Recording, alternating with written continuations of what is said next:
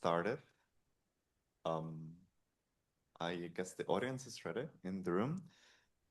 It is my pleasure to welcome Regier, who is a cognitive scientist and linguist whose research investigates language, meaning, and cognition. He is best known for his work exploring word meaning across languages, examining how word meanings reflect and sometimes shape thought and perception. And Regier's lab integrates computational modeling, cross-linguistic data, and behavioral experiments to study universals and variation in semantic domains such as color, kinship, number, and spatial relations.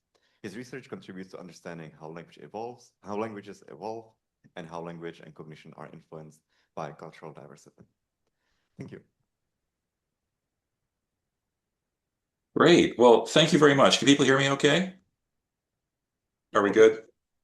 Okay, great. So thank you so much for that kind introduction, and thank you so much for having me. And I'm very sorry I can't be there in person. So I will be speaking today on Boas, Shannon, and the origin of semantic categories. And what I'd like to do, just to get things started, is begin with a very simple observation, which is that languages partition human experience into named categories in different ways. And so, for example, if we consider the domain of color, which was mentioned earlier, this is a standard color naming grid, and it is partitioned into color terms in different ways in different languages. So, for example, here is the partitioning of that grid into categories by one language. You can see that there's a category. Each false colored blob shows you the extension of a category. So there's a named category, a color term, covering what in English we would refer to as red, pink, yellow, and orange, roughly. There's one for white. And then there's one for everything else, which is black, green, and blue. So that's one way of partitioning this space. Here's another. And when you look more broadly across languages, there's a wide but constrained variety of ways of partitioning that space. And just as we see this kind of wide but constrained variation in this domain, so we do in other domains as well, other semantic domains. And so that effectively poses a question for us, a central question of semantic typology, specifically the semantic typology of the lexicon. And that is, why do we find the category systems that we do in the world's languages? Like, why do we see these, for example, and not other logically possible ways of partitioning human experience into categories? What I'd like to do in my presentation today is pursue that question through the lens of the legacies of these two gentlemen. Franz Boas, often referred to as the father of American anthropology, and Claude Shannon, often referred to as the father of information theory. Now, in each case, their legacies touch the question of semantic categories and do so with a certain amount of tension associated with it. And my hope today is that by treating them together, we'll be able to resolve some of that tension and bring a classic proposal concerning language and culture from Boas into contact with information theoretic thinking from Shannon and resolve some of that tension. So that's the goal for the presentation as a whole. Let's start with Shannon. So this is Shannon's well-known communication model, in which a message is selected and encoded and sent over a potentially noisy channel and then received and decoded at the destination. And information theory concerns the mathematics of that process and the amount of information lost that is or could be lost at various points and how to minimize that and so on. Now, this is an idea that received a lot of attention when it first came out, and the setup almost suggests a speaker-listener dyad. So it's very natural to look at this and think, oh, well, we're probably talking about language and the communication of meaning. Shannon, on page 1 of his first paper, set out to dissuade people from thinking that way. As he put it, frequently the messages have meaning. These semantic aspects of communication are irrelevant to the engineering problem. And he later said, information theory is in fact not necessarily relevant to such fields as psychology, economics, and other social sciences. And I think he probably would have included linguistics in there, specifically semantic typology, given what I just showed you he said on the previous slide.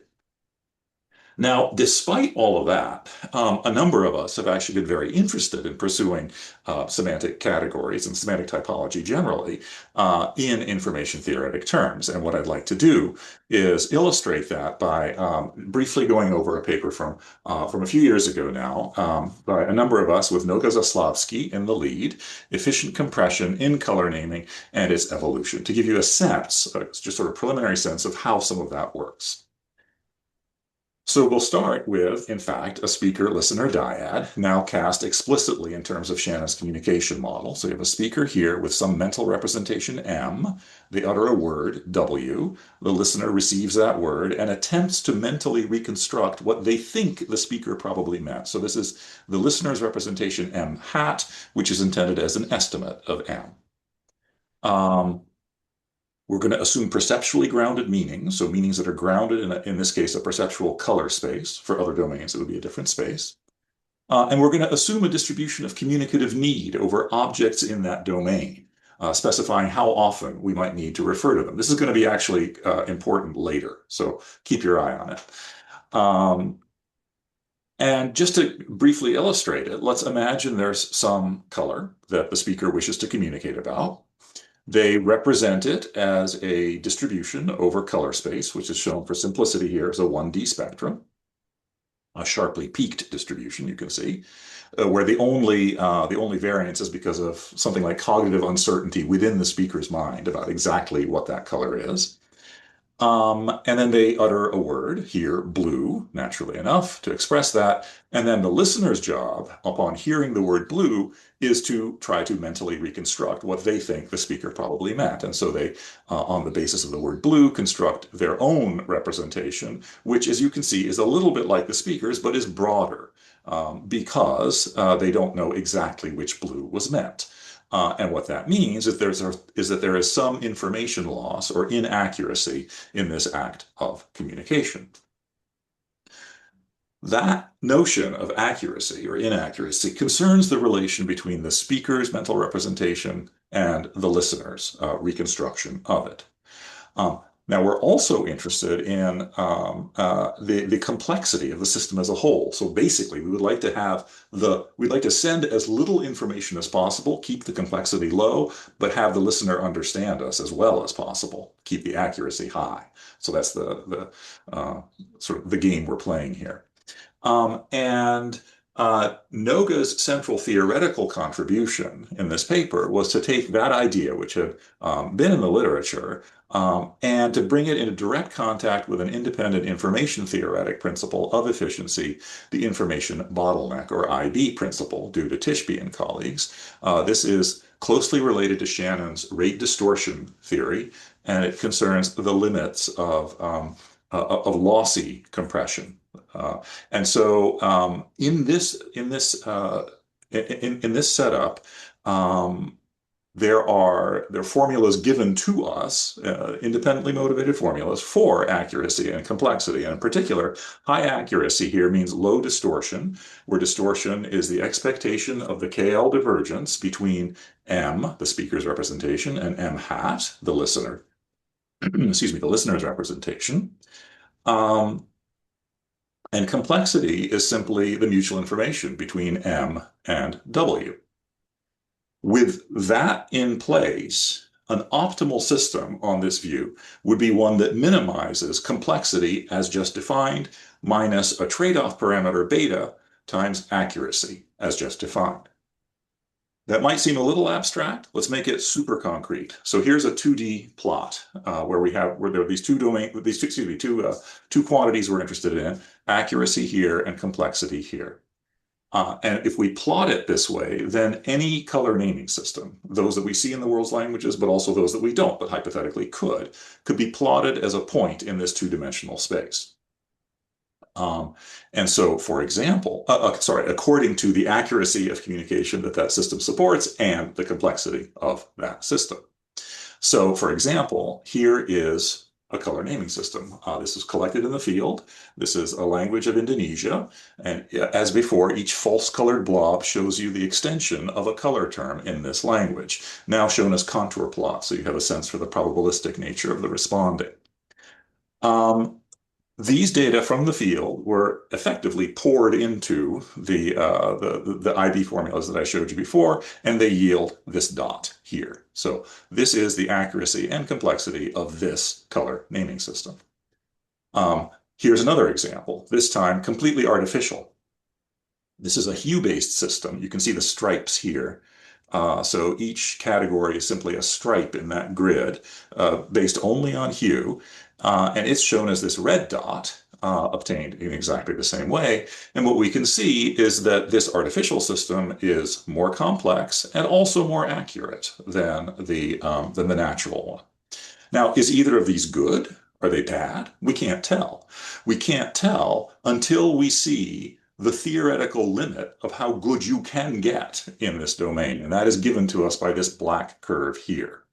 Everything above the curve is unachievable, and this black curve, which is the theoretical limit of efficiency in this domain, tells us for every level of complexity, the maximum level of accuracy that is in principle achievable for that level of complexity. And when we see it this way, we can see immediately that the red dot, that is to say the artificial system, is not particularly close to that theoretical limit.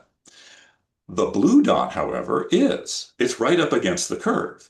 And these results are they're not that new anymore. This is from 2018, but I still think this is an actually really interesting finding because this is a color naming system that is the product of a speech community that simply talks on a regular basis about color and other things in a presumably unscripted manner. And yet, somehow, through some cultural evolutionary process, they have arrived at a system that is nearly as good for communicative purpose as if it had been designed from first principles in the lab. So that I still think is kind of an interesting finding. And Noga's central empirical contribution in this work was to show that that's not just the case for this one language here. It is true in general. So this shows you all 110 languages of a large color naming data set, the World Color Survey, and also English. And in general, these languages wind up splayed out along this optimal frontier here. So that takes that earlier point and just generalizes it across languages. This way of thinking actually explains a number of known descriptive generalizations. And one is summarized in this very well-known implicational hierarchy from Berlin and Kay in 1969, whereby if a language has two color terms, they'll tend to be white and black. If there's another, it'll be red. If there's another, it'll be green or yellow, and then blue, and so on back through the implicational hierarchy. Now, if you trace along this, you can accommodate this quite well by simply adjusting that beta parameter. Just adjusting that beta parameter will slide you up that curve, and that gives not a perfect, but a pretty good recapitulation of exactly this hierarchy. So that's one thing that's one point of contact with known generalizations. One thing I found interesting in this work is that at the same time, this way of thinking about color naming in information theoretic terms addresses a known critique of the earlier Berlin and Kay et al. Subsequent treatments. In that there's a general assumption in this way of thinking that color terms will exhaustively partition the space. But Levinson had pointed out that there are instances in which there are regions of color space that are actually inconsistently named. And so it's not actually a partition. And the specific case that was pointed out was a case where there was inconsistent naming in roughly the blue region, empirically. And what I think is actually quite interesting is that if you trace along that optimal frontier, in about that region of space, you find optimal systems that have exactly that kind of inconsistent naming right in the blue region. So this potentially addresses this critique of the Berlin and Kay sort of original formulation. So I'll leave this at that. I intended this just to give you a sense for how we can think about some of these questions in information theoretic terms. I do want to emphasize the generality of the approach, however. And so I'll shift gears now and say just a couple of words about kinship, which is going to be important later, and then some other domains. So, quite a while ago now, Charles Kemp and I pursued very similar ideas in the domain of kinship. And I actually think this is a very interesting contrast with color representationally, because color is perceptual, it's continuous, and kinship is not. In kinship, what you have is conceptual relations between discrete objects, namely kin types, arrayed in a hierarchy. The representational language that we use and that's common is a sort of logical language of thought that you can see here. So just all the way through, it seems very different. And yet, the same notion of an optimal trade-off between accuracy and complexity characterizes cross-language variation in this domain as well. There are similar findings for spatial terms across languages, for simple things like household containers, like bottles, jugs, and jars, and the like, for numeral systems, in which there's been actually some recent sort of follow-up work, and personal pronouns, indefinite pronouns, spatial demonstratives, and I think most recently verbs of locomotion. So what I intend by all of that is to simply, I hope to have convinced you by way of a kind of interim conclusion that semantic systems across languages and across domains may reflect functional adaptation in support of efficient communication. They certainly have wound up near that curve, that Pareto frontier, and it seems certainly plausible that they would have gotten there, that something pushed them there, probably some sort of functional adaptation for us through cultural evolution. So I hope to have convinced you of that. And what I want to point out is that all of this that I've just talked about is actually directly in line with Shannon's original model, despite his apparent skepticism. So that goes, I hope, some way toward addressing that one point of tension. So with that in place, let's turn to Boas. Back to Boas. Boas, like Shannon, was a very broad thinker. He actually got his PhD in physics with a dissertation on the color of water, and subsequently became interested not just in the physical world, but in the relation of humans to the physical world and the ways in which people spoke with each other about the physical world, which is, as I understand it, the beginning of his trajectory from physicist to anthropologist. Now, Boas's legacy also touches the question of semantic categories, and again, with some tension associated with it. And this time, that tension has to do with the vexed question of words for snow. So it's not always highlighted, but it is true that this issue is one that began with Boas, from what I can tell. Concretely, way back in 1911, Boas, in, by the way, a very low-key, understated way, noted that among the words for snow in what he called Eskimo, and we would today call Inuit, we find one word, aput, expressing snow on the ground, and another word, kana, falling snow. And he gave a few other examples, including some from other languages. And his point was simply to illustrate that languages do, in fact, differ in the ways that they partition human experience into categories, the way I was talking about at the beginning of my presentation. So his goal was, a fairly modest one at that point. He went on to say, it seems fairly evident that the selection of such simple terms must, to a certain extent, depend upon the chief interests of a people. Now, these words are Boas's, but the boldface is mine because I wanted to highlight the fact that at this point, Boas is actually making a claim, and a causal claim, about the relation of language and culture. The chief interests of a people, that is a cultural question. And the selection of simple terms, citation forms in the lexicon, for example, that is a linguistic question. So he's drawing a link there.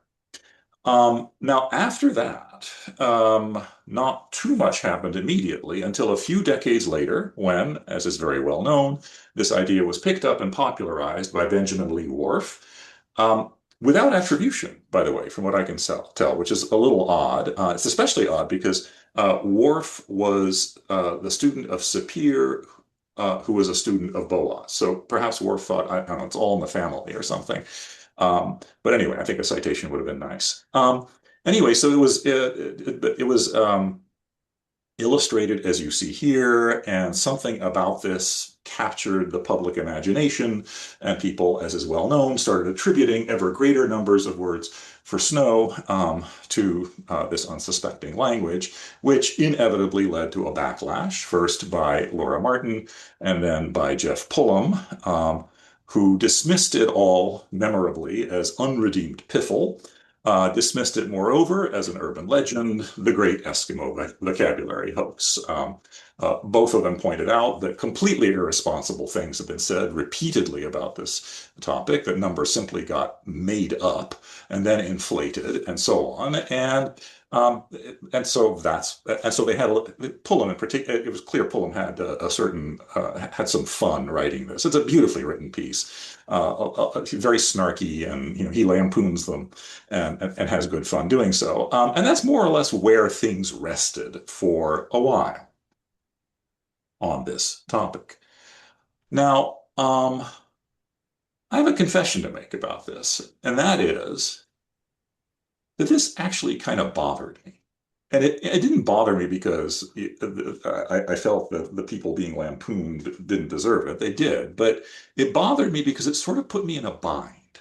And it put me in a bind because, on the one hand, it was perfectly clear that if there was one high-profile idea about language that was widely known to have been, embarrassingly debunked and now disreputable, and you basically wanted nothing to do with.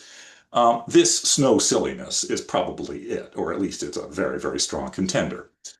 So there's that on the one hand. Kind of don't go there. On the other hand, a number of us, as you've seen, have been taking Shannon's communication model quite seriously as a basis for thinking about semantic categories. And as it happens, Boas's original snow claim actually slots right into Shannon's model in a disconcertingly clean way. And so that's what bothered me. So what exactly am I talking about there? Here's Shannon's model. I am referring to the information source. What is the information source? The information source is a stochastic process that gives us P of M, the probability of some particular message M being the one that is chosen for encoding and transmission over the channel. So this is just a probability distribution over possible messages. That is what is often referred to in literature on efficient communication as a distribution of communicative need, how often particular ideas need to be communicated. And that distribution of communicative need seems the sort of thing that could potentially be culturally determined. It could be different for different speech communities and different cultures. In other words, this is where Boas's notion of the chief interests of a people could come in. In other words, Boas's idea slots right there into Shannon's communication model. What does this mean for us? Well, let's go back to this talking heads, the dyad, the speaker-listener dyad. And remember, high accuracy means low distortion. And distortion is the expectation of the KL divergence between the speaker and the listener representations. The KL divergence is going to penalize broad categories. Now, why is that? Because we saw the speaker's original representation is going to be peaked at the specific idea they have. If there's a broad category, the listener's representation is going to be correspondingly broad, and therefore the KL divergence will be substantial. Whereas if there's a narrower category, the listener is going to be able to zero in on what the speaker means more accurately. So this term penalizes broad categories generally. But this is weighted by frequency in the expectation. And what that means is that we don't like broad categories, but we especially don't like broad categories if they appear in high frequency parts of space. If they're in low frequency parts of space, there's some cost associated with them, but that cost doesn't occur that often. You can live with it. And so what that line of reasoning leads you to expect is fine-grained categories for frequently referenced ideas. So you should feel Boas at the back of your mind at this point. This is an idea that has been pursued, for example, in the domain of kinship. So Greenberg, in fact, way back in 1966, made arguments along these lines, and Charles and I did as well, and others have done the same. We have similar sorts of reasoning in the domain of numeral systems. But in general, these earlier analyses often assumed, primarily for convenience, honestly, more than out of conviction, but assumed a universal distribution of communicative need.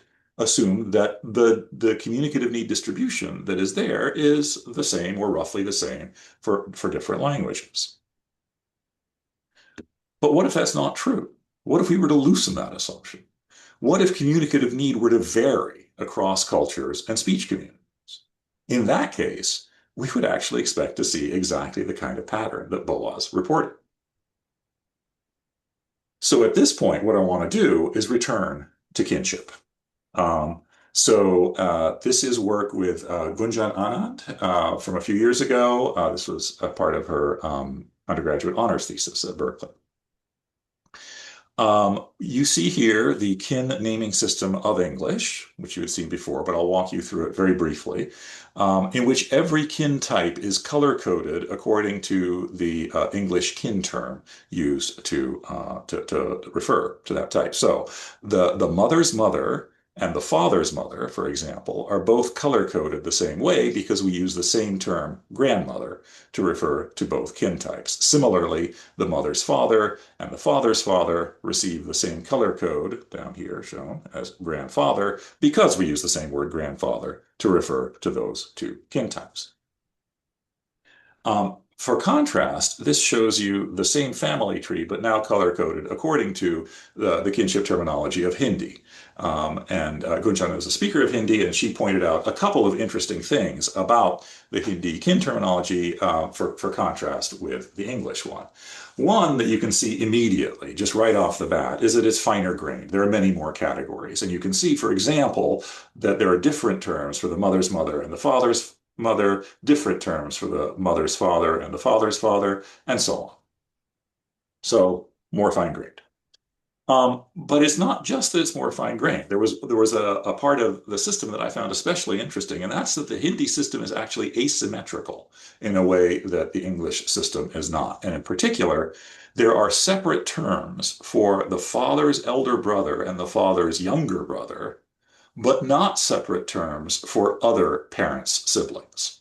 So it's only the father's elder versus younger brother. And apparently, as I understand it, the father's elder brother has a position of some authority in the family and perhaps gets referred to and so on. So that was, I thought, an interesting feature of the system.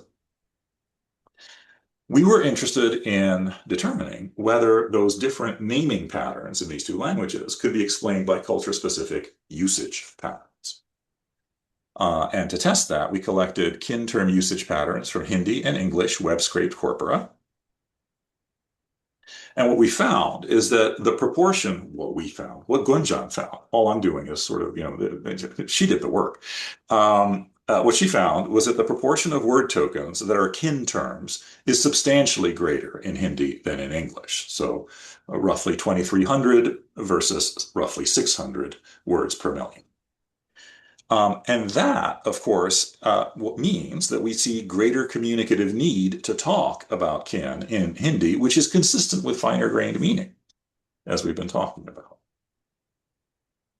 We were also interested in determining not just the overall absolute need, but the distribution of need over the tree. So we took those corpus frequencies and used them to determine need probabilities, P of M, to slot in as the information source, for kin types in Hindi and English derived from those corpora. And you can see those here. You can also see that they are fairly similar, but not identical. There are a number of differences. And one difference, in fact, does concern the father's older brother between the two languages. But like, does that make a difference? Is that just a minor blip? Can we tell? To find out, we assessed the communicative cost or inaccuracy for Hindi and English under each language's need distribution. So we assessed English with the frequency of usage of English speakers, then English with the frequency of usage of Hindi speakers, and then did Hindi under the same two conditions. And what we found was that communication is more informative under native language need probability. So this shows you first the English naming system, and on the y-axis we have communicative cost or inaccuracy. And what that means is that lower is better because we want to lose as little information as possible. And what we see is that the English naming system is less lossy, that is to say, it's better for communicative purposes, if used with English pattern, with an English frequency of usage, with an English communicative need distribution, better than Hindi. And for the Hindi system, it's the other way around. So each system is as if attuned to the patterns of frequency, the patterns of usage that we're seeing. Now, at this point, you may be wondering, like, hey, what about this snow stuff? This is like a bait and switch. You started by talking about snow, and then you took me on a side tour about like kinship and so on. And I guess it's sort of related, but where do we leave this question? So let's return to that. One thing that can be said about this starts by broadening the discussion a little bit to talk not just about snow, but also snow and ice. And the person who originally broadened the discussion that way was actually Worf. Worf pointed out, I think interestingly, that there is actually a single form for snow and ice in Nahuatl, an indigenous language of Mexico. And he pointed out that that observation is essentially the mirror image, following the same principle as the original snow observation, because the original observation was the claim that we're seeing fine-grained semantic subdivision in this domain in a cold climate, and here we are seeing semantic breadth in the same domain in a warm climate. And so the question is that just a coincidence, or is this something more general? A group of us explored this, again, this is a while ago, and found that it does seem to be more general. So here are some other languages that also have a single form for snow and ice. Arabic, Hausa, Hawaiian, Telugu, so spoken in general in warm parts of the world. And more general yet, and this is from the abstract of the paper, languages that use the same linguistic form for snow and ice, and that was found by looking these up in bilingual dictionaries. Languages that use the same linguistic form for snow and ice tend to be spoken in warmer climates, determined through a large climate data set. And that association appears to be mediated by lower communicative need to talk about snow and ice, where the communicative need was assessed by looking at Twitter posts in different languages. So that seems to suggest support for this idea. That has much more recently, and this is just last year, there was a paper that came out that kind of follows through on that line of thinking, and it was written up in Scientific American, as you see here. Linguists find proof of sweeping language pattern once deemed a hoax. So this is, of course, a reference back to Pullum. Inuit languages really do have many words for snow, linguists found, and other languages have conceptual specialties too, potentially revealing what a culture values. So I like to think that maybe Boas would have liked seeing that. So this paper, the paper I'm referring to is this one, a computational analysis of lexical elaboration across languages, with the lead author Temulen Khishiksaran, and then myself, Kat Vilomova, and Charles Kemp. The central idea behind this paper was a cross-language analysis of hundreds of bilingual dictionaries, X-English for many different X. This is what was done in the earlier ice and snow paper, but in that earlier work, we've been looking specifically for words for ice and snow, and so that involved looking at some online lexical resources, but also going into the stacks in the library and opening individual dictionaries and looking up the word for snow and photographing it, looking up the word for ice and photographing it, and so on, and then pulling all the data together. Here, the focus is not specifically on that. It's on like the lexicon as a whole. But of course, the whole snow thing was a part of it. And one thing that was found as a result of this is that, in fact, Inuit dictionaries are among those that mention snow proportionally most often, suggesting many words related to snow. So I should be clear, this is not sort of subtypes of snow, it's how often snow is mentioned in the dictionary. So this is going to include things like snowshoes, which is not a subtype of snow, but is nonetheless snow related. Um, uh, but you do get a sense of conceptual emphasis this way. And you can see that the languages marked in red here are Inuit or closely related, and then other languages that it seems, sorry, the y-axis here is roughly how strongly represented proportionally is snow in the dictionary. And you can see that up the upper tail of this distribution, we have Inuit and some other languages that are perhaps unsurprising, like, say, Russian, also Lakota, Japanese. I was kind of interested to see that. And then we have the large bulk of languages, and at the lower tail of the distribution, some languages which are spoken in generally warm climates like Thai and Tagalog, and so on. So that confirms the general idea. But what I thought was actually most interesting about this is moving beyond that and kind of generalizing the conversation. And one example of that is the observation that other languages have other conceptual emphases as well. And an example of that is dance in North American indigenous languages. So if you were to create a plot like this for dance, the languages up at the upper tail of the distribution would tend to be North American languages. And there are other emphases one can pick out as well. There's a lot in there, and if it's of interest, I invite people to take a look. So the kind of broader point I'm hoping to pull away from all of this is that I hope we don't throw out the baby with the bathwater. That is to say, it's perfectly true that people have said intellectually irresponsible things about this topic. And it's, I think, natural for one to want to sort of steer clear of the topic, given the irresponsible things that have been said. But that comes at a high cost. Boas's original claim was totally reasonable. And I think it's it's like, it's not a good idea for us to steer clear of the original claim in its non-distorted form just because people had silly things to say about it later. And so my argument would be, by all means, have fun, lampooning the irresponsible things that have been said, but let's retain the I think very interesting and important idea that Boas originally had before it got distorted. Let's retain that and treat it with the seriousness that it deserves. So that's kind of my take-home message, I guess, if you want to think of it that way. So to conclude, I hope to have convinced you that both Boas and Shannon have legacies that touch the question of semantic categories, but with a certain amount of tension in each case, for different reasons, but in both cases, a certain amount of tension.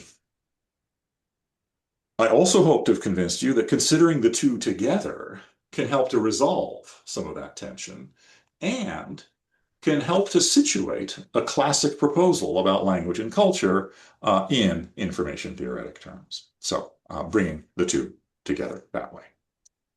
So I'll leave it at that. I would like to thank my many collaborators on the work that I've described.